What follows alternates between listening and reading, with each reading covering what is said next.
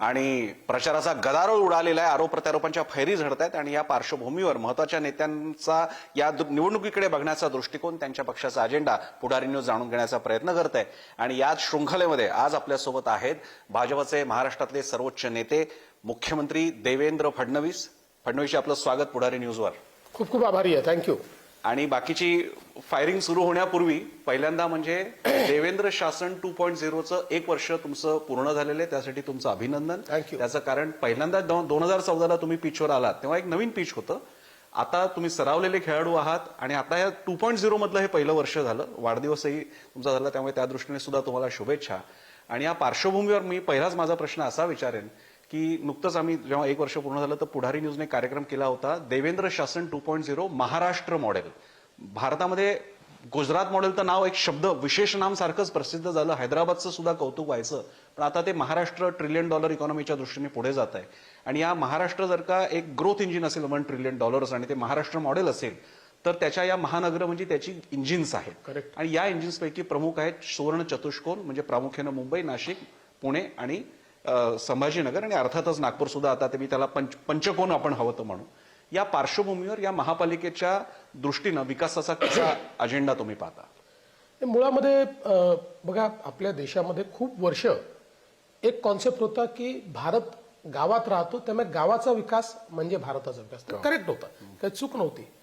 पण त्याच वेळी 70 वर्ष आपण नागरीकरणाला अभिशाप समजून शहरांकडे लक्षच दिलं नाही.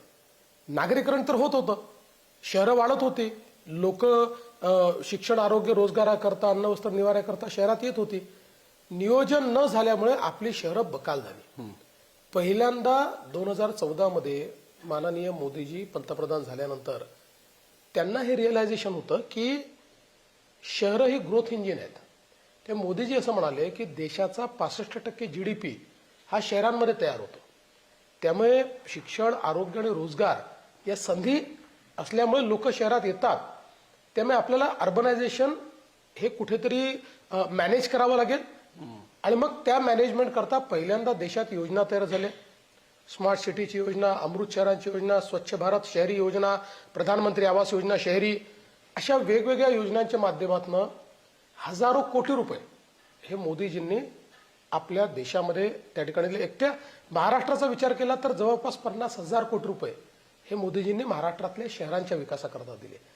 आणि आपला प्रयत्न हाच आहे की शहरं सस्टेनेबल झाली पाहिजे. आज बघा, महाराष्ट्रामध्ये 50% लोक 400 शहरात राहतात आणि त्याही 50% म्हणजे समजा एकूण लोकसंख्येच्या 40-45% लोक 29 महानगरपालिकांमध्ये राहतात.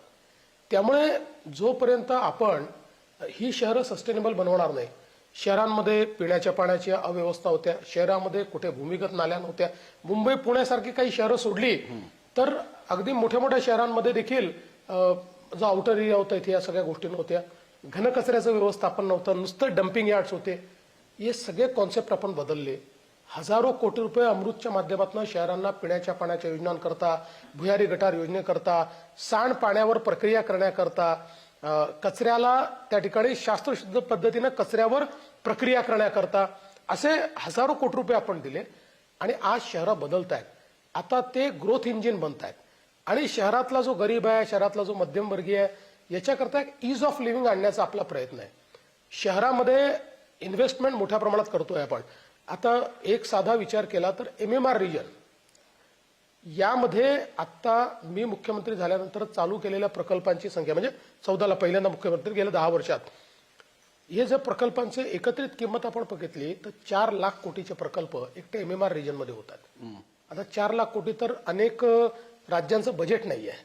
त्यामुळे मला असं वाटतं की हा जो एक अप्रोच हा मोदीजींनी बदलला, तोच आमचा अजेंडा आहे की आपली शहरं व्हायब्रंट झाली पाहिजे, आपली शहरं ग्रोथ इंजिन झाली पाहिजेत आणि आपली शहरं स्वयंपूर्ण झाली पाहिजेत. या पार्श्वभूमीवर पुढे जात असताना गेल्या म्हणजे शेवटच्या महापालिकेच्या नंतर अनेक गोष्टी बदलल्या. महाराष्ट्राचं राजकीय पटलच बदललं, DNAच बदलला आणि प्रत्येक पक्षाची गणितं बघण्याच्या पूर्वी आता जे एकदम इमिजिएट बघायला मिळते ते म्हणजे एक वेगळंच राजकारण. ज्या राजकारणामध्ये 2 पॅटर्न बघायला मिळत आहेत. एक आहे बिनविरोध आणि दुसरा आहे आता ताजा म्हणजे अंबरनाथ पॅटर्न.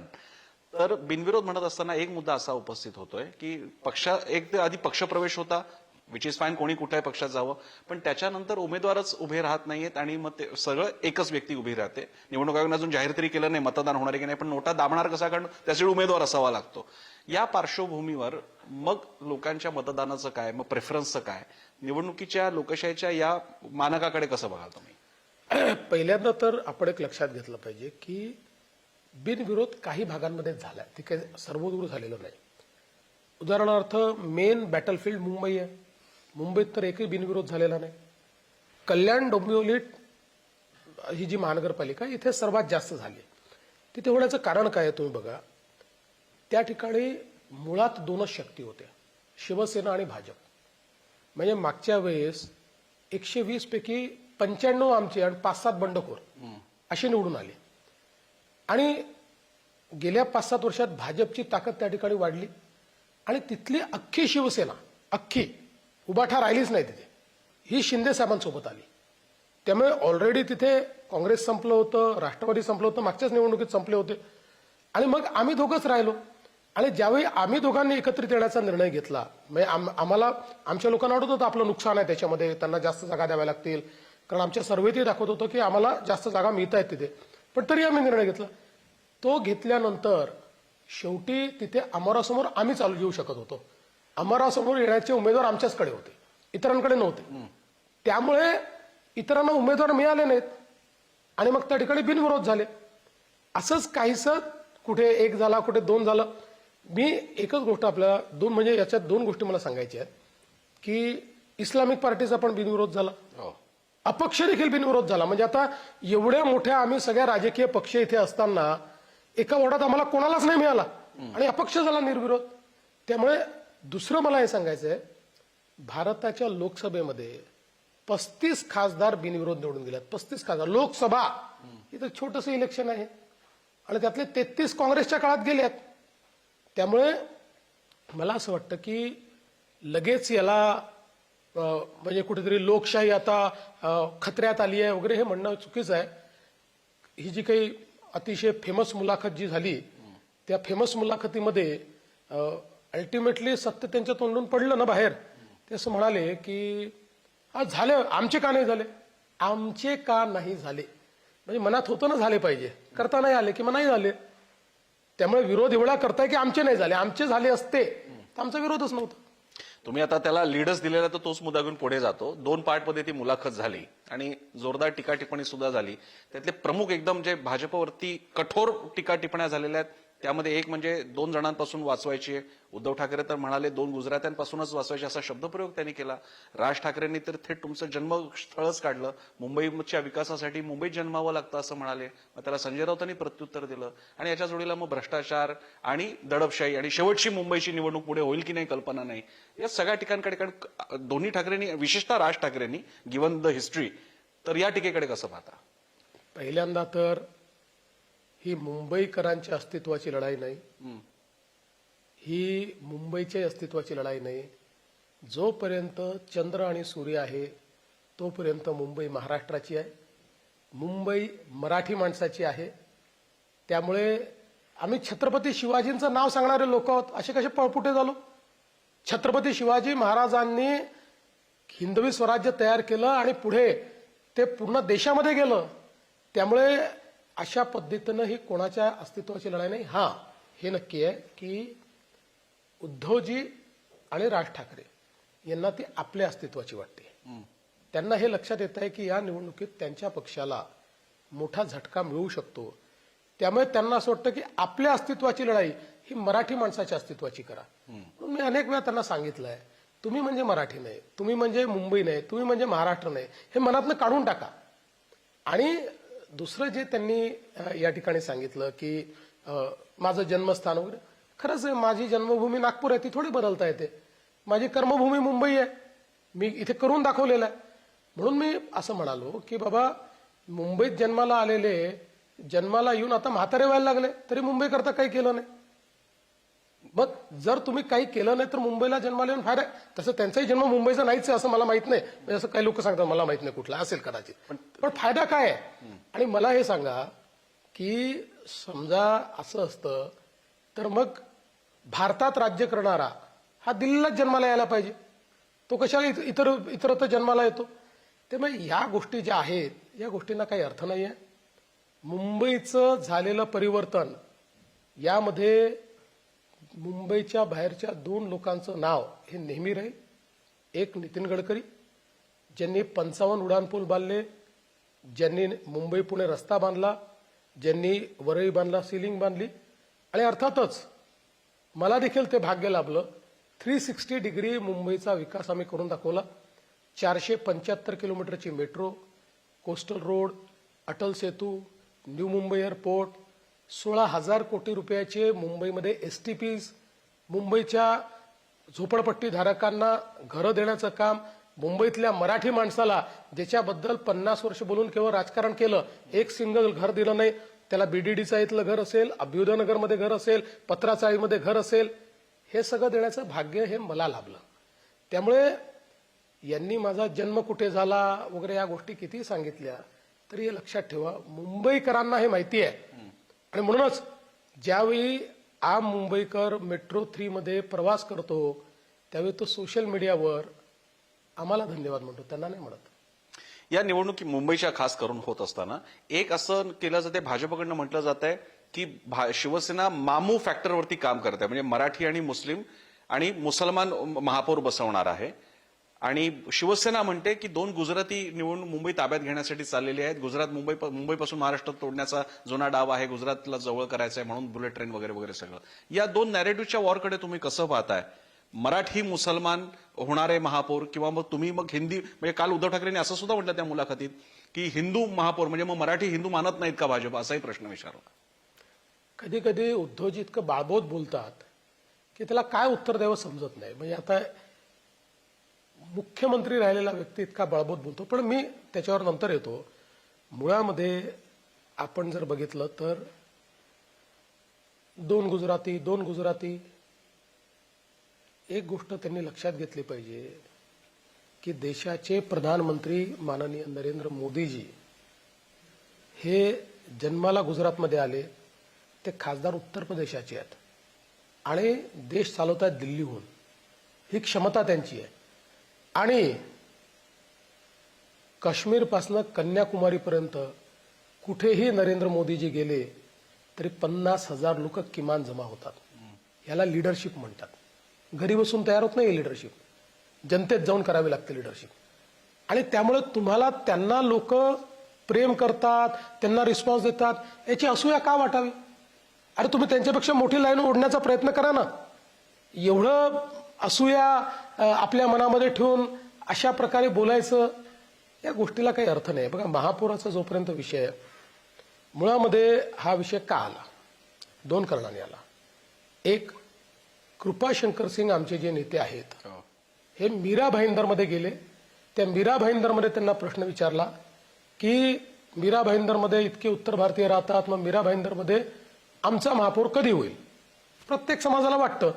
तिथे ते असं म्हणाले, तुम्ही ज्या दिवशी इतके नगरसेवक निवडून द्याल की तुमचा महापौर बनू शकेल त्या दिवशी बनेल. ते स्टेटमेंट आणलं इथे. आणि आणल्यानंतर असे तुटून पडले जणू काही त्या ठिकाणी उत्तर भारतीय हे पाकिस्तानमधूनच आले आहेत. अशा पद्धतीनं इतकं खालचं बोलणं, इतकं तुटून पडलं. आणि मग ज्यावेळी ते आपले MIMचे जे नेते आहेत, नाही जलील, आपले मुंबईचे नेते MIMचे, जलील आपलं जलील म्हणाले किंवा मुंबईचे आपले हे म्हणाले वकील साहेब, ते असं म्हणाले की एक बुरखेवाली पण बनेल. दुसऱ्या दिवशी संजय राऊतांसहित सगळ्यांना विचारलं तर ततपप, तोंडून शब्दच फुटेरा. नाही, हे असं नाही, ते तसं नाही, मग त्यांचं मराठीवर प्रेम असेल तर काय? म्हणजे यांचे चेहरे उघडे पडले की उत्तर भारतीय मीरा भाईंदरला म्हटल्यानंतर आमच्या अंगावर जणू काही आता पाकिस्तानचा कोणीतरी आणून आम्ही बसवतोय, अशा पद्धतीनं बिलकुल चेकाळून आमच्या अंगावर येणारे त्यांनी बुरखेवाली महापौर म्हटल्यानंतर बोलू नाही शकले. आणि म्हणून मला हे सांगावं लागलं, मुंबईचा महापौर महायुतीचा, मुंबईचा महापौर हिंदूच आणि मुंबईचा महापौर मराठीच, कारण यांचा चेहरा उघडा झाला. आता निवडणूक आयोगानं भाजपच्या प्रचार गीतामधल्या भगव्या शब्दाला आक्षेप घेतला. त्या पार्श्वभूमीवर निवडणुकीचं नॅरेटिव्ह हिंदू मुस्लिम, शिवसेनेने ठाकरेंनी मराठी हिंदू म्हणावं किंवा यांनी बुरखेवाली किंवा इस्लाम वगैरे मुस्लिम याच्यावरती जायला हवं असं. बघा, पहिल्यांदा तर निवडणूक आयोगाने आमच्या भगव्यावर का आक्षेप घेतला हे मला समजत नाही. याचं कारण भगवा रंग या भारताचा डीएनए आहे. भगवा त्यागाचा रंग आहे. छत्रपती शिवाजी महाराजांच्या झेंड्याचा रंग भगवा आहे. महाभारतामध्ये देखील श्रीकृष्णाच्या रथावर भगवा झेंडा आहे आणि प्रभू श्रीरामांचा झेंडा देखील भगवाच आहे.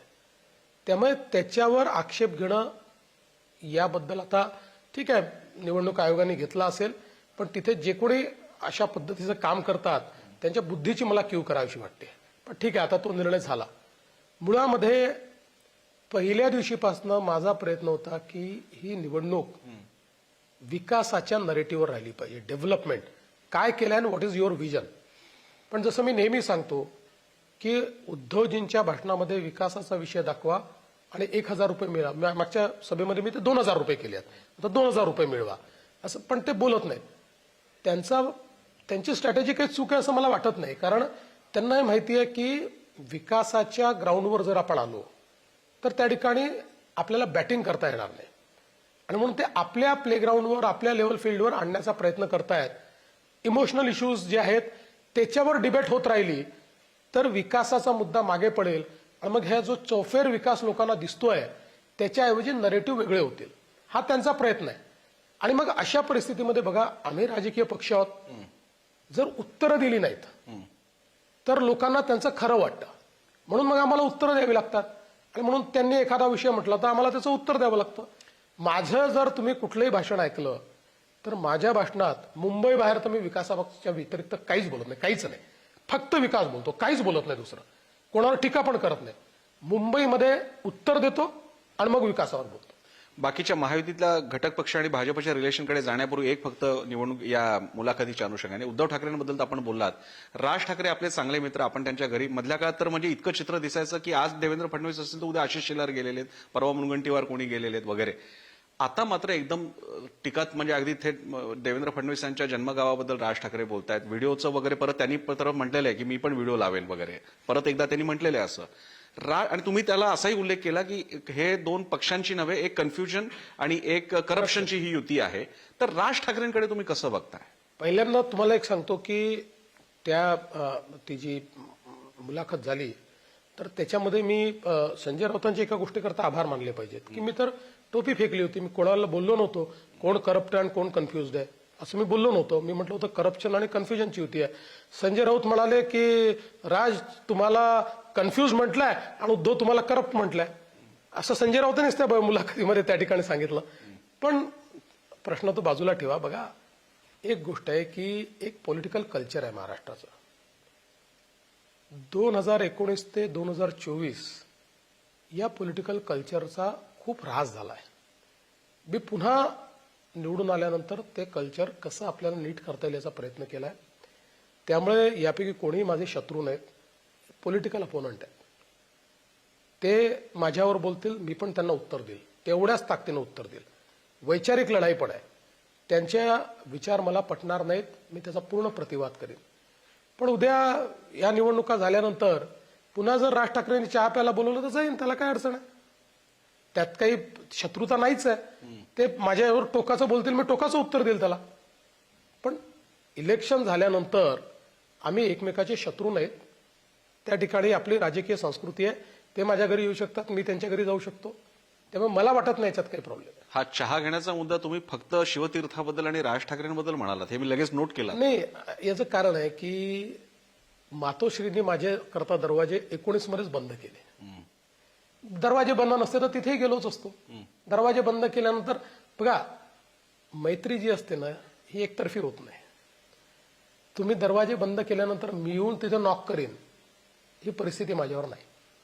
एक फक्त राज ठाकरेंचा एक मुद्दा घेण्यापूर्वी, कारण तुम्ही आता मातोश्रीचा उल्लेख केला, 2017ला असं काय घडलं की सत्ता भाजपने मनात आणली असती तर महापौर लगेच बसला असता, पण एक बैठक होते देवेंद्र फडणवीसांच्या अध्यक्षतेखाली आणि अचानक प्रेस कॉन्फरन्समध्ये जाहीर होतं की संपूर्ण पाठिंबा सत्तेमध्ये हे नाही, पूर्ण सत्ता शिवसेनेची. तर असं काय घडलं होतं? असं होतं की 17मध्ये आमचे 82 आले, त्यांचे 84 आले. आणि अर्थातच उर्वरित जे काही लोक होते त्या सगळ्यांशी मी चर्चा केली आणि सगळ्यांची मानसिकता होती की भाजपचा महापौर बनवावा. त्यामुळे आमचं गणित हे जवळपास 119 ते 121च्या दरम्यान झालं होतं. आणि जवळपास आम्ही कोणाला महापौर बनवायचं वगैरे विचारत होतो. दरम्यानच्या काळामध्ये एकनाथ शिंदेजी आणि मिलिंद नार्वेकर हे सातत्याने माझ्याशी संपर्क करत होते. आणि मी त्यांना म्हटलं की बाबा चला, पण तुम्ही म्हटलं असं आहे की समजा आपल्याला एकत्रित यायचं असेल, तुमचं मत असेल तर माझी तयारी आहे. आम्हाला आज नाही तर उद्या महापौर द्या. चला महापौर नाही, स्टँडिंग कमिटी द्या, काहीतरी. तर आम्ही 82 आहोत. ते थोड्या वेळाने फोन करतो म्हणायचे, मग परत फोन यायचा की साहेब नाही म्हणतात. मी त्यांना म्हटलं बघा आता तुम्हाला मी सांगतो, आमचे 119 झालेले आहेत, आमचा महापौर बनतोय, पण आम्हाला आपण एकत्रित आहोत सत्तेमध्ये असं करण्याची इच्छा नाहीये. मला एकनाथ शिंदेजींनी विनंती केली. ते म्हणाले उद्धवजी खूप नाराज आहेत, एका रूममध्ये बंद करून बसले आहेत, ते आमच्याशी देखील बोलत नाहीये. माझी देवेंद्रजी तुम्हाला हात जोडून विनंती आहे, यावेळी जाऊ द्या, नका मागू. आणि मी त्या क्षणी निर्णय केला की ठीक आहे. मी 5-6 सहकाऱ्यांना पहिले बोलवलं, आशिष शेलार वगैरे सगळे जे आमचे इथले प्रमुख टीम आहे, मी त्यांना सांगितलं की अशी अशी परिस्थिती आहे आणि मला असं वाटतं की आपण मन मोठं दाखवलं पाहिजे आणि आपण त्यांना महापौर करू दिला पाहिजे. मग त्यांचं म्हणणं होतं की आपण काय घ्यायचं.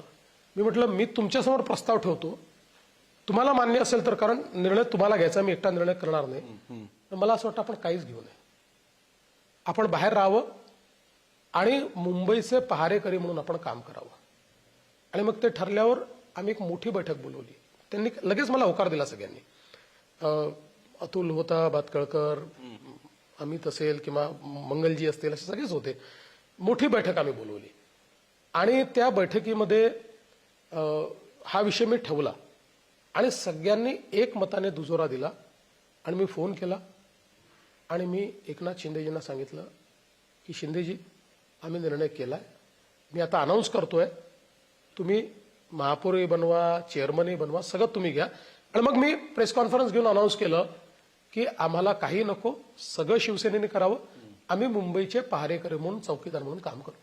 आणि हाच तो प्रसंग होता की ज्याच्यानंतर पक्षांतर्गत म्हणजे विशेषतः वरच्या पातळीला देवेंद्र फडणवीसांना पक्षांतर्गत सुद्धा असं की आपण अशी संधी का सोडली, त्याची एक मैत्रीची किंमत. आणि म्हणूनच म्हणतात, म्हणजे असं कुटुंबियांनीच आपल्या म्हटलं की एका पातळीला तर कुटुंबापेक्षा देवेंद्र फडणवीसांनी उद्धव ठाकरेंवर जास्त प्रेम केलं. पण त्याची थोडीशी किंमत, असा शब्द नाही वापरणार मी, पण तुम्हाला फेस करावं लागलं पक्षांतर्गत. चालतं, या सगळ्या गोष्टी मागे वळून पाहिल्यानंतर इतकं पाणी वाहून गेलं आहे की ते फार उगाळण्यात काही अर्थ नाही आहे. त्यातनं आपण शहाणे होतो, तुम्ही शहाणा झालोय. जर का निवडणुकीचा जो काही निकाल लागेल तो, तुमचं म्हणणं आहे भाजपचं की ही महापालिका आमचीच आहे, म्हणजे महापौरच होणार आहे वगैरे, मुंबईत तर नक्की होणार आहे. गिव्हन कंडिशन जर का कॉमन मिनिमम अजेंडा असेल, तर मगाशी तुम्ही राज ठाकरेंबरोबर चहाचा विषय केला, तो चहाचा विषय हा कॉमन मिनिमम अजेंडा पकडून एकत्र येण्याच्या बाबतीत असू शकेल? नाही, मला वाटत नाही. आम्ही आणि शिवसेना आमचे, एकतर तुम्हाला सांगतो की मला ही खात्री आहे की आम्हाला अगदी स्पष्ट बहुमत मिळणार आहे, स्पष्ट. म्हणजे कोणाचीही आम्हाला बहुमताकरता आवश्यकता असणार नाही. त्यामुळे आणि आमचा अजेंडा, आम्हाला काही नव्याने अजेंडा आणायचा नाहीये. मुंबई विकासाचा अजेंडा आमचा चाललेला आहे. त्या अजेंड्याला आता महानगरपालिकेच्या माध्यमातून अधिक वेग कसा देता येईल, कारण शेवटी प्रशासक आणि लोकप्रतिनिधी यातला फरक काय आहे. प्रशासकाच्या काळामध्ये काही लिमिटेशन्स तुमच्यावर असतात, पण जेव्हा लोकप्रतिनिधी येतात तेव्हा त्यांना पूर्ण अधिकार आहे. त्यामुळे आता हा अजेंडा अधिक वेगाने आम्हाला नेता येईल. महायुतीच्या पक्षांकडे मी येतो. मी आता नवी मुंबईवरनं येत होतो, तिथे बोर्ड आहेत अनेक ठिकाणी की काय नवी मुंबई वर्षी हुकुमशाही हा शब्द आहे तिथे, हुकुमशाही संपवण्यासाठी धनुष्यबाण एकनाथ शिंदे, आणि तो कोणाला टोमणा आहे ते आपल्याला कळत आहे. आपण पुण्याला जाऊयात. अजित पवार थेट एखाद्या महत्वाच्या गुंडाचा, जो आता पलायन केलेला आहे, त्याचा संबंध तुमच्या स्टँडिंग खासदाराशी जोडला जातोय. अजित पवार असा शब्द वापरतात. हा इतर वेळी मी हा बाईट ऐकला, नुसता वाचला असता तर वाटलं असतं की कधी उद्धव ठाकरे म्हणालेले आहेत. भाजपची राक्षसी भूक याच्या आता काय म्हणजे काळजी वाटू लागते वगैरे अशा आशयाचं विधान त्यांनी केलेलं आहे. मित्र पक्षांकडची ही टीका टिप्पणी आणि त्यांचा हा होणारा वार प्रतिवार याच्याकडे आपण कसं पाहता? मला असं वाटतं की याला मी अतिशय लोकलाइज्ड पद्धतीनं पाहतो. याचं कारण काय आहे की ज्यावेळेस या निवडणुका आल्या त्यावेळी आम्ही तिन्ही पक्ष एकत्रित बसलो होतो आणि आम्ही विचार केला. आमच्या असं लक्षात आलं की युती तर केली पाहिजे पण सगळीकडे युती करणं शक्य नाहीये. याचं कारण प्रत्येक निवडणुकीमध्ये एक नवीन पिढी तयार होते. 17 नंतर एक पिढी तयार झाली, त्यांना 22ला निवडणूक लढायची होती, ते लढू शकले नाही. 22 नंतर दुसरी पिढी तयार झाली. 26च्या निवडणुकीत 2 पिढ्या एकत्रित उतरतायत. त्यामुळे पक्षांमध्ये तिकीट इच्छुक खूप आहे. प्रत्येकाला वाटतं आपल्याला लढता आलं पाहिजे. कार्यकर्त्यांची निवडणूक आहे. पक्ष जर जिवंत ठेवायचा असेल तर कार्यकर्त्याला लढता आलं पाहिजे आणि म्हणून मग आम्ही निर्णय केला की जिथे शक्य आहे तिथे युती करू. मुंबईत आम्ही केली, कल्याण डोंबिवलीत केली, जळगावला तर आम्ही 57 होतो जिंकलेले तरी 47 घेऊन युती केली. जिथे शक्य नव्हतं आणि त्यात पुण्यामध्ये आणि पिंपरी चिंचवडमध्ये मेजर फोर्स 2च होते. एक आम्ही होतो, दुसरे अजितदादा होते. त्यामुळे तिथे युती करणं हे आम्हाला शक्य नव्हतं. कारण आम्ही युती केली असती तर दोघांचे कार्यकर्ते रुसले गेले असते आणि दुसरं अनायसे इतर पक्षांना उबाठा किंवा पवार साहेबांच्या पक्षाला रेडीमेड आमचेच कार्यकर्ते मिळाले असते. म्हणून आम्ही हा निर्णय केला की आपण वेगळे लढू. माझ्यापुरतं मी हा निर्णय केला की वेगळं लढलो तरी कुठल्याही मित्रपक्षावर टीका करणार नाही. नाहीतर तुम्हाला माहिती आहे मी किती शार्प टीका करतो. मी कधी मग मुलायजा बाळगत नाही टीका करायला लागलो तर. मी आजपर्यंत नगरपालिका झाल्या, महानगरपालिका झाल्या, कुठेही गेलो तरी आमच्या मित्रपक्षांवर टीका केली नाही. आता त्यांनी असं म्हटलं होतं आम्ही करणार नाही, पण मला असं वाटतं की थोडं डेस्परेशन आहे तिथे. भाजपची वाढती ताकद पाहून त्यांचं डेस्परेशन आहे. त्यामुळे ते आता वेगवेगळ्या प्रकारची टीका करतायत. आता तुम्ही बघा,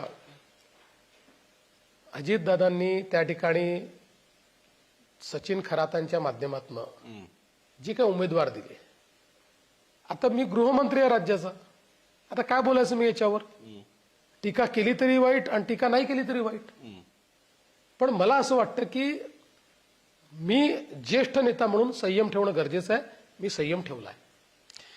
आता अजित पवारांचा उल्लेख झाला म्हणून आमच्या मृणालिनी नानिवडेकर पण इथे बसलेल्या आहेत. अजित पवार या आता जे पुण्यामध्ये आपल्याला बघायला मिळते, अजित पवार राष्ट्रवादी काँग्रेस एकत्र आहे. ही सुरुवात आहे राष्ट्रवादी काँग्रेस शरदचंद्र पवार पक्षाला एनडीए सोबत घेण्याची आणि तशा दृष्टीने पावलं पडू लागलेली आहेत. काल याच्याबद्दल आपले प्रवक्ते नवनाथ बन सुद्धा म्हणाले की भाजप परिवार तोडणारा नाही जोडणारा आहे, असं काही समीकरण आकार घेते. सुप्रिया सुळे केंद्रात मंत्री आणि राज्यात तर आहातच तुम्ही एकत्र. या क्षणी तरी मी असं म्हणेन की अशा पद्धतीचा कोणताही प्रस्ताव आमच्या पुढे नाही. आम्ही त्याच्यावर विचारही करत नाहीये. आत्ता तरी मी असं समजतो की ही लोकल युती आहे. कारण भाजपला रोखण्याकरता किंवा भाजपच्या समोर फॉर्मिडेबल एक पार्टी उभी करण्याकरता हे 2 पक्ष पुणे आणि पिंपरी चिंचवडला एकत्रित आल्यात. इतर ठिकाणी एकमेकाच्या विरोधात लढतायत. त्यामुळे एक प्रकारे लोकलाइज अशा प्रकारचा फेनोमेना मी आता याला मानतो.